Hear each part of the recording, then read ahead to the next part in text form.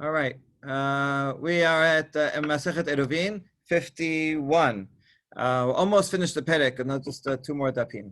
Okay, we're gonna start with the Mishnah that says Amar Shevitati beikaro mehalech mimekom raglav vad ikaro alpaim ama mekaro lebeto alpaim ama nimsa mehalech mishech hashechar bat alafim ama. Okay, so if he says I want my residence to be at the trunk of the tree. I'm going to show you the Mishnah sec. So here. Here's the Mishnah. So if you remember, the Mishnah had a couple of different cases. The first one is if he's far away from a city, he's not going to make it back in time, and he sees a certain place and he says, "I want to be there," even though he's not there or didn't put food there. He can from make an eruv from afar, and that works.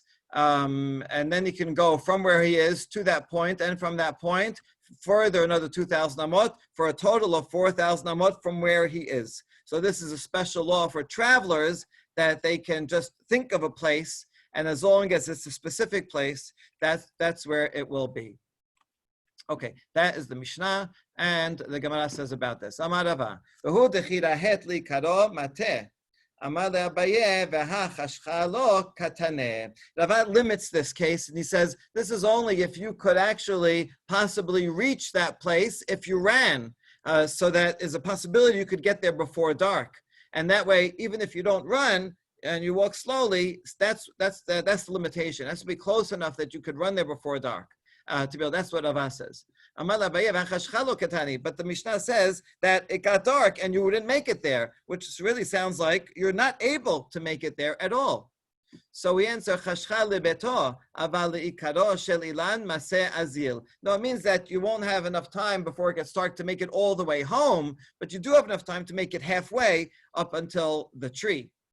Or ikada amre, another version of the same thing. Ada amarava chashchalo ki maske kali kali aval rahet mate. Another way of fitting this into the words of the Mishnah is it's too dark for him to get to the tree if he walks slowly, but if he runs, then he can get there.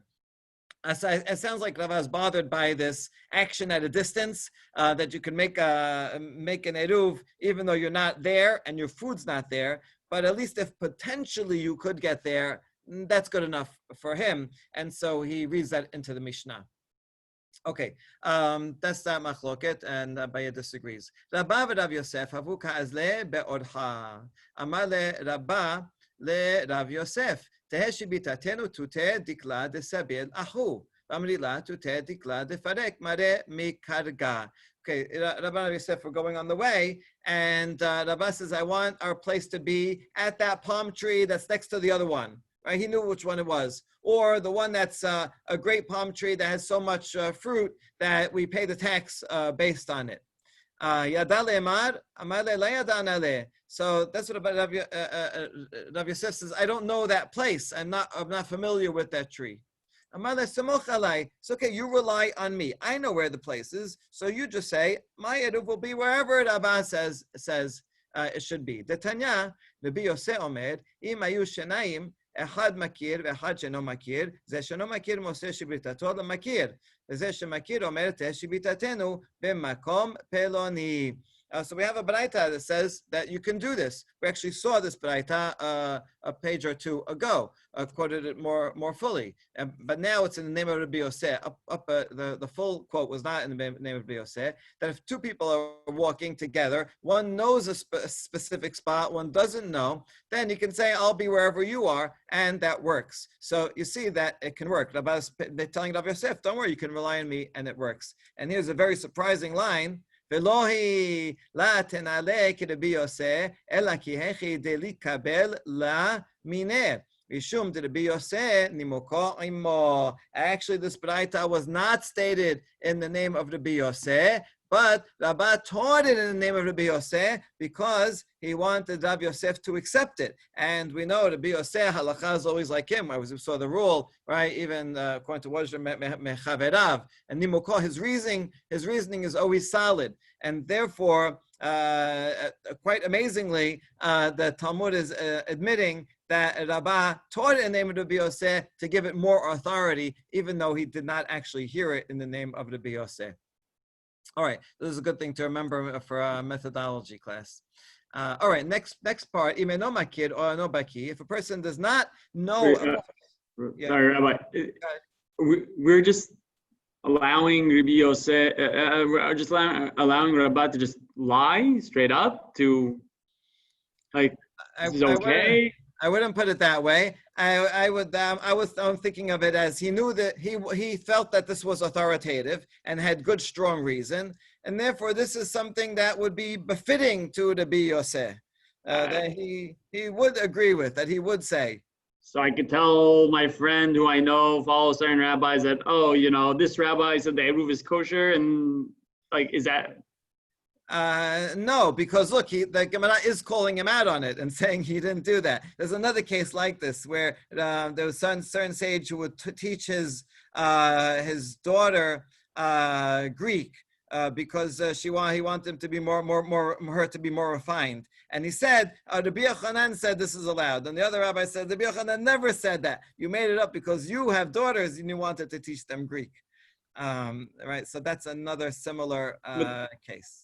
That's different because here it's only stama that's saying that he's lying, right? So there it's two. Okay, but still, according to that, one of them is made up the attribution. So I don't know. So you find this whenever there's a gadol ador or something who passes away, then people say he did say this. He would say this. He said something like it. And it gives it more authority. Maybe this is the stam. Maybe he really did. All I know is what is the information that's in front of me. Okay. So the next case of the Mishnah is this. All right. If he does not know a specific place, or he doesn't know the halacha that he's supposed to do such a thing, he can always say, "My place right now, wherever I am." That will be my makom, and then he has 2,000 amot all around. There's a machloket if it's around a circle, according to Rabbi Chanina ben Antigonos, or if it's a square, according to Chachamim, which is what we will discuss. Hane alpaim amah hechan ketiban. First, we want to find the source. Where do we know that this 2,000 amot outside of a city is still considered part of the city, right? It says you can't leave your place. What does that mean? So here's the law. Here's the pasuk, the Tanya. Shevu ish tachtav elu arba amot al yasesh mit mekomo elu alpayim amma. When it says in the same pasuk, this is all talking about collecting the man. You're not allowed to go out and collect the man on Shabbat. You have to have two before to get to a double portion on Friday. So it says, stay in your place. Stay in your place. We saw this derivation already. That's the 4 amot. That's your personal space. So that you can go that much, but not anywhere else. That's in the case where you're out in the middle of nowhere and you don't make an eruv, that you have that space. But the next part of the pasuk, don't leave your place. Mikomo. So tachtav is your personal, actually where you're sitting. Mikomo is your area, wherever it was, your city. That is 2,000 amot. And how do we know that? Okay, here we have a complex derivation. Okay, minalan, amar Chisda lamanu makom mimakom, umakom minisa, venisa minisa, venisa migibul, ugvul migibul, ugvul mechutz vechutz mechutz, tichtiv, umadote mechutz la'ayed et pe'at kedma alpayim ba'ama. Okay, this is like an A equals B and B equals C and C equals D. Therefore, A equals E. So it looks quite complicated, but actually it's not so complicated. What we're simply doing is saying, since it says here in Shemot regarding the man that you can't leave your makom, so too regarding the cities of the Leviim, which among them were the cities of refuge, Adem Miklat. And so that when the Ir Miklat is described, it's also described as a makom, lanus shama, a place where someone who killed inadvertently will flee to that place. And lanus is therefore describing the place not in Bimidbar. Let's look at those pisukim, where those cities we're told about. And so here it talks about these cities and says you will measure outside michutz la'ir pe'at kedma. These are all going to be important words. It's a pe'at, a corner, 2,000 amot this way and 2,000 amot in every direction. Va'ir batavech, in the city in the middle. Ze yelahem migreshe he'arim. And so that will be the outskirts of a city. Let's look at this Pesukim for a minute because all going to be relevant. These are cities of the Leviim. And so Pasuk 4 actually says that they have 1,000 amot around them, and Pasuk 5 says 2,000 amot around them, which looks like a contradiction between Pasuk 4 and 5. The way the rabbis explain this is that the cities of the Leviim had 1,000 around of empty space, and then another 1,000 beyond that, which it would be for growing things, crops. So altogether, it's 2,000 around.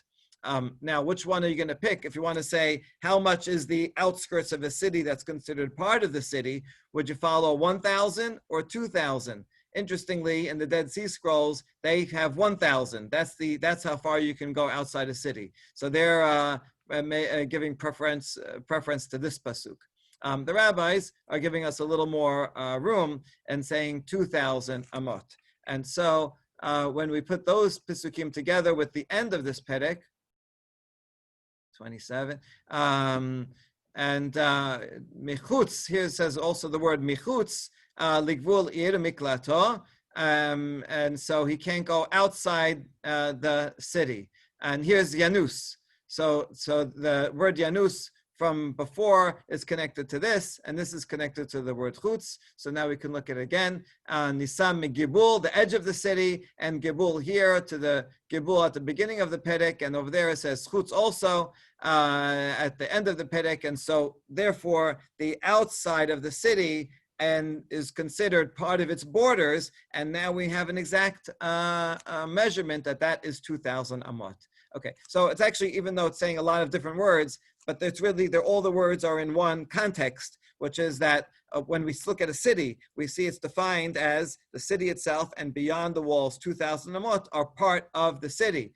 A person who goes to a city of refuge, he can be in those 2,000 amot and still have refuge. So therefore, that is defined as the outskirts of a city. So too, for Shabbat, if I'm living in a city, 2,000 amot beyond any city are part of the city, and that's why that is allowed and still within Techum Shabbat. I'm not considered leaving my place. Okay. Now, next question is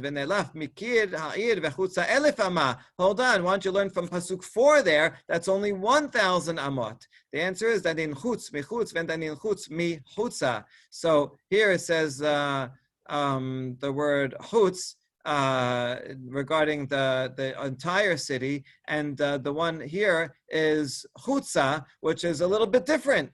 And so we want to learn the exact word from the exact word. Okay, now a tangent. Umay nafka mina. Hold on, whenever you make a gezerah shava, does it have to be the exact same word? You can't use a variant, a word that is similar, but variant. Here's one case when we do. This is talking about when there's a leprosy in the house, mold in the house, and the Kohen comes. It says he comes twice in 39 and 44. Here's a Pesukim.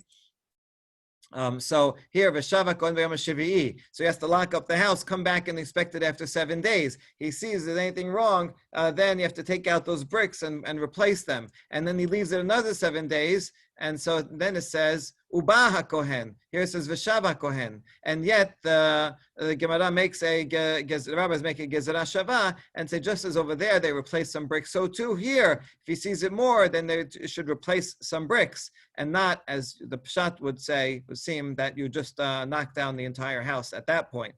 So you see that they did connect these two different words, shav and ba, even though they're even more different. So why can't you say chutz and chutza, and therefore learn only 1,000 amot, not 2,000? Okay, I think it's interesting that it's considering this such a possibility, because we do know that other Jewish groups did say only 1,000. The answer is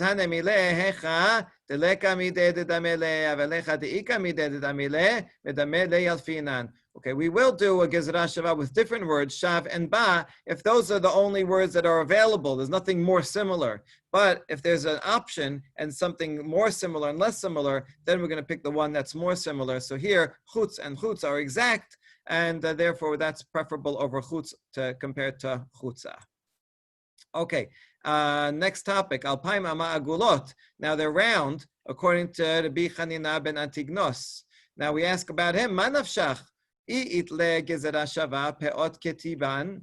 Ilet le gezerah shava alpaim ama minale. Says, did Rabbi Chanina, you say round. Are you agreeing with this gezerah shava that we just said? If you do agree, then says peot regarding the id miklat and the id of the Leviim, talks about corners. That means only a square has corners. A circle doesn't have any corners. So therefore, if you agree with the gezerah shava, you should agree has corners, should be square. If you don't agree with the gezerah, then what's your source? Provide another source, which he doesn't have.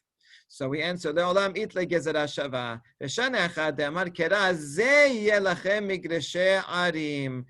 So he does agree with the gezerah shava, but he's noting that, says here, ze. This one should be the outskirts of the Levitical city. So it means only this, but for other purposes, other cities, for the purpose of Shabbat, are the same in terms of 2,000 amot, but they're different in terms of not requiring corners, and they can be round.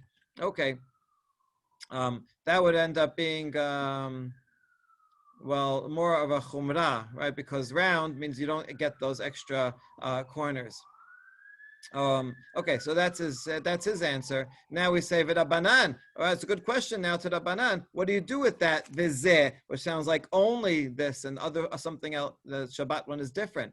Tanei Rav Chananya omer kazeh you kol sho b'tei Shabbat. No, the word zeh is coming to tell you the opposite. That zeh means all measurements for Shabbat also should be the same as this, and they're all square. All measurements are judged in terms of a square. Oh, this is very important because now it has other consequences for other types of measurements. Now regarding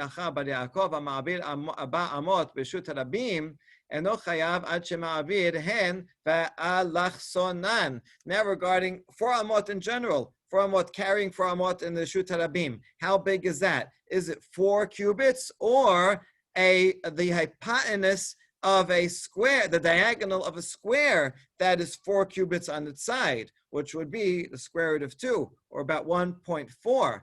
And so he says that's in fact what it would be. You're not chayav until you carry something 1.4 times 4 cubits, 5 2/3, right?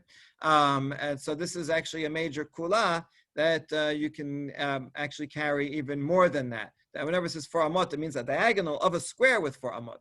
Okay, amazing. Amar Papa, Vadek le Rava, Amud b'Reshut Harabim, Gavo 10 v'rochav 14 chen ve'alachsonan. Olo, v'amrinan le, lav hainu de Rav Chananya, Tanya, Rav Chananya omer, kazeh yu kol shabtei Shabbat. So the Papa who's giving a test to Rava. Rava was giving a test to Rav Papa, and in the test, this is one of the questions on the on this final. So when we know that when you have a pillar in the middle of a Reshut Harabim, if it's 10 tefachim high and 4 amot wide, then it's considered a Reshut Hayachid. Well, what does that mean? If it's round with a diameter of 4 tefachim, is that enough? Or it has to be square and has to be, the sides are 4, which means actually it has to be bigger. It's going to have a diagonal that's going to be 5 2/3.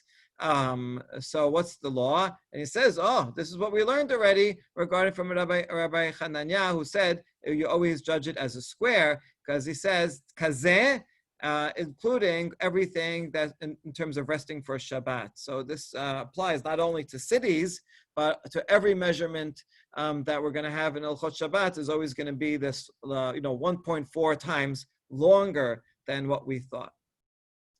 Okay, so that's a very important halacha with a lot of consequences, and the Rishonim have a machloket about. A lot of Rishonim say that is halacha l'maaseh. Rambam says you might not get punished, but it's still asur to carry, so you can't actually do this in practice. All right, good. Now, v'zehu shamru ha'ani me'arev beraglav. Amar b'meir anu en lanu ela ani. Okay, now we're going to deal with the last part here of the Mishnah, right? Where it says this is what we've said now, that a poor person can use his feet, and then we have a machloket between a Bimeir, right, who says only a poor person can do it with his feet. In other words, according to Bimeir, the primary way of making eruv is with food. And if someone doesn't have food, let me clarify. When we say a poor person, throughout this discussion in this Mishnah and the whole discussion we're about to have, a poor person doesn't mean someone who doesn't have money. It means someone who doesn't have food right now with him. It could be he's a billionaire, but if he happens to be traveling or wherever he is and doesn't have 2 meals, then he can only use his feet. So ani meaning, typically, generally, a poor person doesn't have 2 meals available.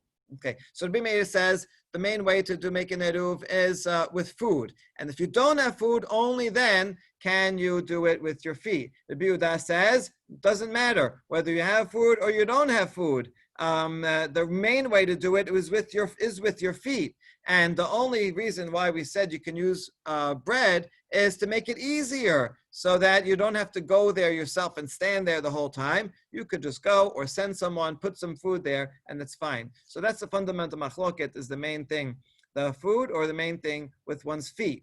Now what we're going to discuss now is this machloket, and it says Zohi Sha'amru. This is what I was talking about. What is this referring to? What is this referring to? Is it the first halacha or the second halacha? The first halacha was about making an eruv from far. Is that what the subject of the machloket is? That this is what they said only a poor person can do? Something from far? Or is this machloket regarding the second one, where you are actually in the spot? Okay, this is going to be have a lot of consequences depending on which one we do. Right, so with that in mind, this should be easier to understand. Amar Rav Nachman, machloket, he's the more stringent interpretation. Machloket b'mkomi, the Rabbi Meir savar ikad eruv bapat, ve'ani Yehuda kilu Rabbanan ilave, aval ashir lo. So he says the machloket here is where he says my current location. In other words, the second one here, when he says he doesn't know any specific spot, and he says bimkomi. That itself is subject to machloket. Rabbi Meir says the main part of eruv is doing it with bread, and therefore ani, meaning someone who doesn't have bread, fine, you can do it with your feet, but that's only secondary. But if you have food, then you have to do it with food. The main thing is actually being there. That's where your place is, and therefore but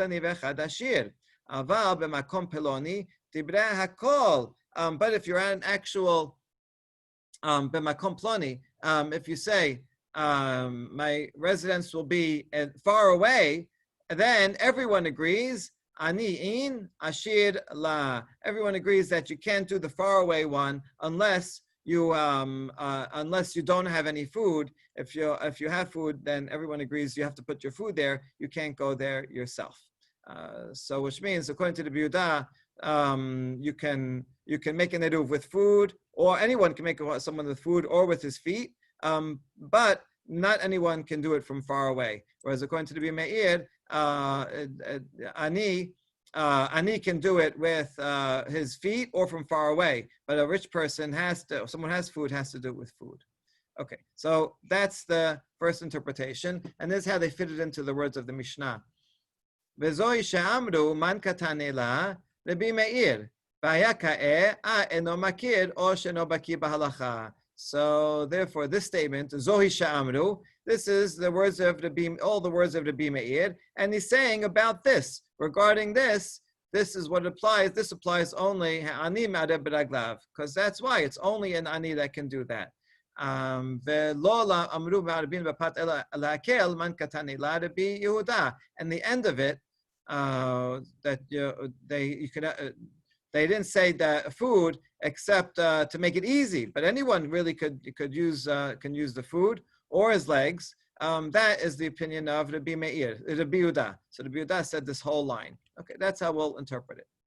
All right, all that is Rav Chisda, and you end up with the more stringent interpretation. Here's interpretation. The second one, Rav Chisda, Amar Machloket, B'makom Peloni, Rabbi Meir Sabar Ani in Ashir La, Rabbi Yehuda Sabar Echad Ani ve'Echad Ashir. So the machloket is all when you're doing it a faraway place that you're not there. You're going to say under that tree. According to the Rabbi Meir, Ani, if you don't have food, if you don't have food, you're not there, yes, you can do it. But if you have food, you can't do it. According to the Rabbi Meir, anyone, even if you have food and you could have sent it there, that's okay. You can do it from far and say, I'm just going to think about that tree and I want to put it there. This is quite amazing. So you can do this eruv from far. Even an ashir can do it. Aval bimkomi dibra kol echad ani v'echad ashir dikar eruv ba'regel. But regarding if you're actually there and you say I want to be in my place, everyone would agree, even Rabbi Meir, that anyone can make it in his place, because according to this version, everyone thinks that the main eruv is actually being there, and so therefore anyone can use food, anyone can use his legs. The only machloket is doing it from far away. Okay, if we follow what Rabbi Meir, if we follow Rabbi Yehuda, according to Rav Chisda, this is really amazing, because then, if you don't have food, you can do it. No, anyone, according to Rabbi Yehuda, anyone can do it from far away, even if he does have food. Okay, how is he going to fit this into the Mishnah? Zohi she'amru man katani la Rabbi Meir v'haya ka'eh aha mi sheba baderech v'chashcha. So when he says this means zo, that's referring to the first case where he's doing it from far, and it's about that he says, oh, only a poor person can do that. According to this reading, then the Yehuda says, no, anyone can do the one from far, period. And the last line is everyone, is according to everyone. Everyone agrees that you can use food, and with that, we're just making it easier for someone who has food, so he doesn't have to walk there with his feet. He can put the food. And everyone agrees you can use food, or you can use your feet. Okay, that's how you have to put a period there, and that's how you'd interpret it. All right, that's the two versions. And I have to show you my outline. Okay, so that's B'meir about feet, and now we're going to have, these are two opinions, and now we're going to have proofs, two proofs from Rav Nachman and a couple of stories. Okay, Tanya Kevate to Rav Nachman. We have a Baraita according to Rav Nachman's interpretation. And so this Baraita is actually a good summary of what we just said, which is the first, more stringent interpretation. It says as follows: Echad ani v'echad ashir me'arvin bapat. Anyone can use bread. V'lo yatzeh ashir chus atachum v'yomar shibitati b'mkomi. And someone who has bread should not go with his feet. This is Rabbi Meir that says that you're only allowed to use feet if you don't have food with you. You're traveling and you have no other way. Fine, then you can stand there and you can make it where you are. But really, the main thing is with bread. So anyone can go with his feet. In fact, that's the best way to do. If you can go out there and be standing there, that's 100%. That's the top.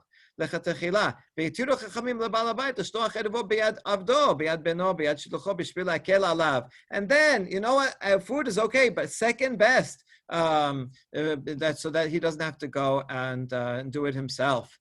So therefore, they allowed that. Okay. So you see that this is the stricter interpretation of the machloket. That's going on the second thing in the Mishnah. Rav Nachman.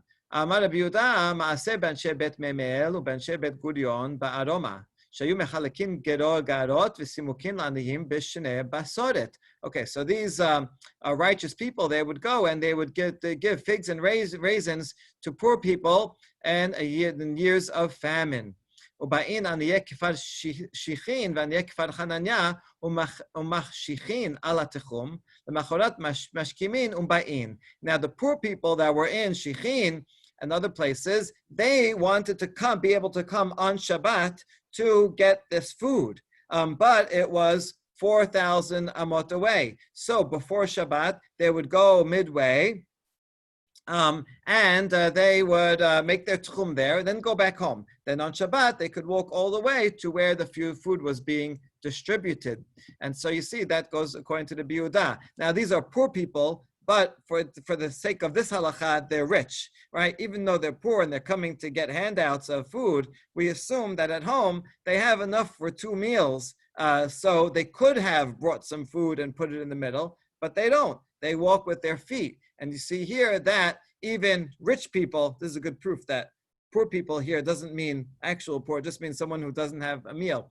So here, these poor people who have a meal and could have used a meal, yet they go with their feet and they're allowed to do that. So that is the opinion of the Biudah. And so you see that this follows all the interpretation of Rav Nachman.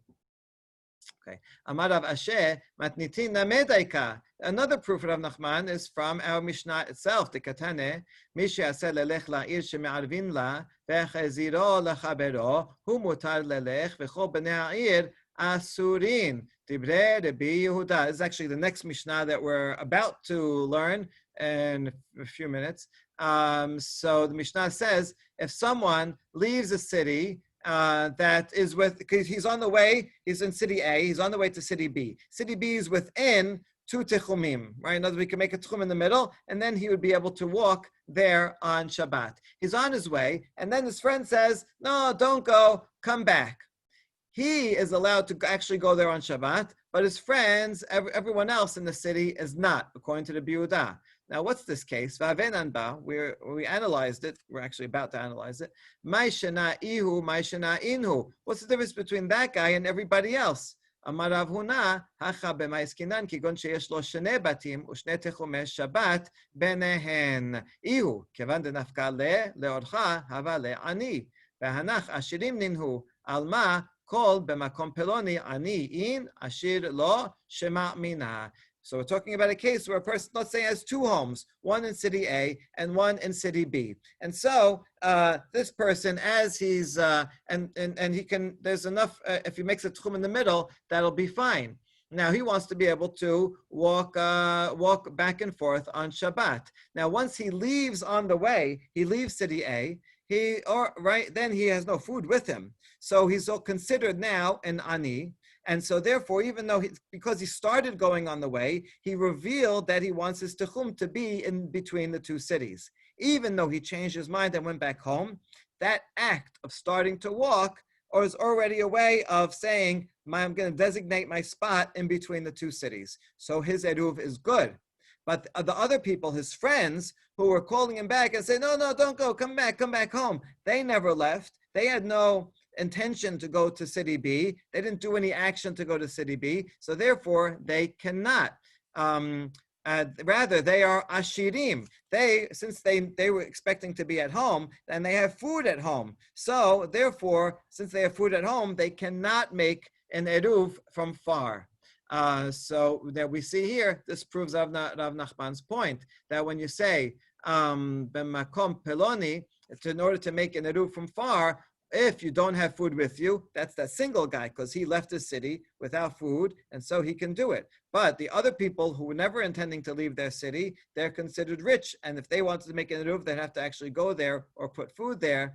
Shema mina. And so now that proves Rav Nachman's interpretation that only someone who doesn't have can make an eruv. And this is, even according to the Biudah, this would be. Okay, good. Matni le Rab Chia bar Asher Chia bar Rav Kameh de Rav. Rabbi Chia was teaching this Mishnah to Chia bar Rav before Rav, and he said Echad ani ve'echad ashir, and he said this applies to both a poor person and a rich person that they could do this. And he says you should teach this in accordance to the Biyuda. In other words, if you're using your feet, that you can do it a poor person and a rich person and a poor person. And he says, yes, follow the opinion. This is the Biyuda, so therefore halacha is like the Biyuda. Rab Hanan hava ragil datem me'al tibena lepumpedita amar tehe shivitati besinta. So Rabba, we used to go between these two cities, and he would make an eruv in the middle, Sinta, which is a place in the middle. That way he can walk all the way from one city to the other. Malabaye, maidatich, Rabbi Meir, Rabbi Yehuda, halacha, ke Rabbi Yehuda, Amar Rav Chisda, machloket, b'makom peloni. So why do you think that you can do this? That you're in one city and you're going to have in mind that your place is going to be in the other city? Is it because we follow Rabbi Yehuda, who's more Mekel, and you're following Rav Chisda, that second interpretation that says, even if you're rich, even if you have food and you're in the city, even so, you can still do it at a distance? And is that why you're allowing yourself to be in one city and just say, I have in mind I'm going to be in the middle city? Why, how can you do that? Right? Rav Nachman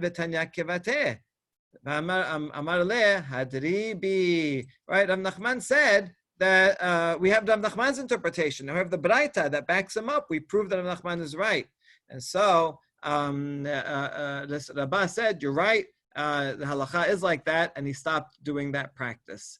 So you could see that there was a time when both Rav Nachman and Rav Chisda were doing each of their own practice, and their students too. But eventually, because we have this Baraita and this proof, that the opinion of Chisda was stopped being practiced. Okay. Amar Ami bar Hama, Hare Amru Shabbat, Yesh lo arba amot. Hanotenet erubo, Yesh lo arba amot, Olo. Okay, we have a question here that Shabbat, someone who's in the middle of nowhere and he doesn't make an eruv, he has 4 amot at least. But how about this person when he's doing it from far, or he puts his eruv, he puts his food in a certain place. Now he has 2,000 amot from that place. Does he have 2,000 plus 4? Right. Let me rephrase this. If I'm in a place and I say this is my spot, I can move 4 amot plus 2,000, right? So it's really 2,004, as we saw, because he has personal spot, plus the outskirts of a city. But if he's not actually there, only his food is there. Or if he does it from far, then he really doesn't have personal space. So does he get that 4 or not? Amarava tashema lo amru me'arvin bapat ela lehakel al ha'ashir shelo yesevi arev beraglav. V'amat en lo hay lehakel leachmirhu. So we can learn it from the Mishnah itself that says we only said that you can use. We only said you can use food only to make it easier for the rich person, so that he doesn't have to go and walk himself. Now, if you're saying we're making it easier for him, and if you say that you don't have the extra 4 amot, why are you saying this is a leniency? This is a stringency, because if the rich person would go there himself, he would have 2,004 amot, and now by sending the food only, he has only now 2,000 amot. So it's really not helping him. So therefore, maybe we can derive from the language of the Mishnah that he does have the extra 4 amot, because that's the only way it would be a benefit to him. We say no. No, the extra little 4 amot is not a big deal, and it still making his life easier to be able to do this, to do it in this way. That he can doesn't have to go there himself, and so overall, it's a benefit to him that he doesn't have to go there himself and stand there, and even though he's losing the 4 amot, so therefore there is no proof either way for it. Okay, if you have a few more minutes, a couple more minutes to do the next Mishnah, it's actually easy because we already saw it. Mishnah says, "Mishi asa lelech be'ir sheme'arvin ba וחזירו חברו, הוא מותר ללך, וכל בני העיר אסורין. דברי רבי יהודה. Right. So this person, he is going from to the next city, and his friends say, no, turn around, come back. So he can walk, but no, he can walk to the next city. In other words, he made his tichum in between the two cities, but no one else, everyone else is not allowed to. That's what Rabbi Yehuda said. And now we see the rest. Rabbi Meir omer, kol shehu yachol la'arev, velo arev, harei zeh hamar gamal. This guy is in trouble because he had food, right? He just left the city. So really he did have access to food, maybe, right? And he didn't bring food with him and make an eruv. So therefore, we cannot let him use that middle place as an eruv. On the other hand, we're in doubt. Maybe the eruv is good because he did leave without food. And so we don't know exactly what was in his mind. We don't know exactly how this halacha is going to apply to him, whether his city is really the place because he could have brought food, or the new place he has because he's like an ani, and therefore we assume that the stringencies of both. And so, if he ended up thinking that his eruv is going to be in 2,000 amot, he can only walk between his city and that spot, but he can't walk any further in either direction. Okay, so this reflects Rabbi Meir's opinion that if he has food at home, then he can't do it this way. Whereas Rabbi Yehuda says that even whether he has food or not, it doesn't matter. He can do it this way. Okay, Gemara asks, "Mai shana mai shana inhu." What is the difference? We already saw this, but actually we were quoting this. This is the original part where it is. What's the difference between him and everybody else? How come he can use that eruv and go further, and no one else can? Looks like they're all starting to walk out of the city together. What's the difference between them?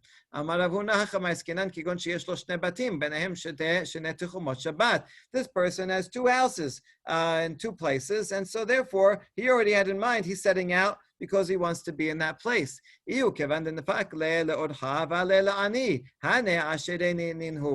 person, he intended to go all the way. He was intending to go, or at least halfway, and to be in other place. So therefore, he has no food with him. So therefore, he can make an eruv wherever he is standing. Whereas all the other people, wherever he's standing. I mean, if he's stuck, even with his mind outside. Whereas everybody else, they were just going for a walk, but they don't have another house in that place. They were assuming they were going to come back home, and so therefore they had no intention to do that. So they cannot walk. They cannot use that middle spot on Shabbat. Tanyena mehachi. We have a baraita that proves that this is the case. מי שיש לו שני בתים, וביניהן שני תחומי שבת, כיוון שהחזיק בדרך קנה עירובו, דברי רבי יהודה. Right, as long as החזיק בדרך, as he set off on the way, he determined, he's like, he went part of the way. So that shows his intention, and that's good enough. יתר על כן אמר רבי יוסף ברבי יהודה, אפילו מצאו חברו אמר לו, לין פה עת חמה הוא, עת שנאה הוא, למחר משכים והולך. רבי יוסף is being more מקל. We're going to see what exactly is this extra kula. But he says, even if his friend sees him and says, no, stay here, it's too hot, it's too cold. Sounds like he didn't even walk out of the city yet, right? He had his bags packed and he's starting to go out the door. And even if he doesn't get out of the city already then, it's okay because he intended to, that's sufficient. And that his eruv is down there on that other spot, far away. Okay. Mar Rabba lomar kule alma la pelige de sarich ki pelige lehachazik. Now we're going to interpret these two opinions here. We have Rabbi Yehuda and Rabbi Yosef be Rabbi Yehuda, which I suppose is his son. Okay, Rabbi Yosef more mekel. So lomar, if he says it. If he actually says with words and says my place is going to be outside the city out there, everyone agrees that that is necessary. He has to actually say words, and that's good. The machloket is where whether he actually has to set out on his way. According to the Biuda, the first opinion, he actually has to leave the city and start going there. According to the Biyoseh, he doesn't have to. even if he just has intention that he's thinking of going, that is sufficient. That's Rabba's interpretation. Rav Yosef is the opposite interpretation. He says, this is actually going out on the way. That is absolutely necessary. That he has to start going out on the path. The question is, lomar. The question is, does he also have to say something? Does he have to verbalize that he intends to be there? So what's the main thing? The verbalizing, and then also that, or the actual going out? Okay. Keman azla had amar ula. Well, which of these two opinions is this statement of ula? He says, Mi shechzik baderech vechazir chavero hareze muchzar muchzak. Lama muchzak. So Ula's statement is really unclear. Someone who set forth on the way and his friend returned him, he is returned and set on his way. Well, what do you mean returned and set on his way? If he's returned, how could you say set on his way? If he's set on his way, how could he be returned? So now we explain it. Even though physically he returned, muchzak, it's as if he set out on his way. Kiman, Kerav Yosef, Valibad, Rabbi Yosef, Rabbi Yehuda. So this follows the interpretation here of Rav Yosef that he has to set out on his way, and that is sufficient, even if he didn't say anything. So in this case too, he set out on his way, and that is considered. Even though he went back physically, it's considered as if he went on his way and he made an eruv in the middle. So that's Rav Yosef, according to the more lenient opinion of Rabbi Yosef and Rabbi Yehuda. Okay. Mostan. Rav Yehuda bar ishtata aitile kalkala de pered Rav Natan bar Oshaya. Okay, we have a story. Rav Yehuda brought a basket of fruit to Rabbi Natan. So then Rav Yehuda was leaving, and Rav Natan didn't say anything until Rav Ashaya took a step out of the door. He took one step. And then he said, Amale bitacha. After that, he invited him and said, just stay here for Shabbat. This was going on, this is happening on Friday.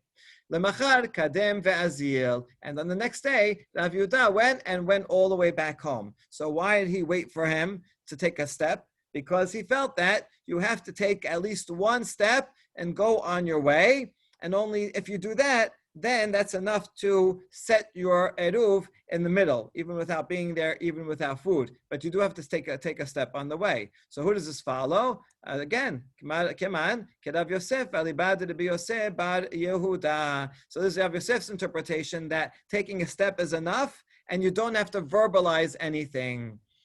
So that is a possibility. But last line, la, it could also be Kerabah. We can also be following the interpretation up here of Rabbah, but this is Rabbah according to Rabbi Yehuda here, who says that that you can go on your way, and since he physically went on his way, and according to Rabbah, everyone agrees, or he said something. Right now, we're assuming, let's say he actually did say something. I'm going back home, right? And so since he said I'm going back home, and he also said on his way, so he needed both. But it could be that it's Rabbah's interpretation, and let's assume that he did actually say something, and that could also be another reconstruction of that story. And we will end here, and tomorrow we could finish the perek and also start the next perek. Baruch Adonai Olam, Amen v'Amen.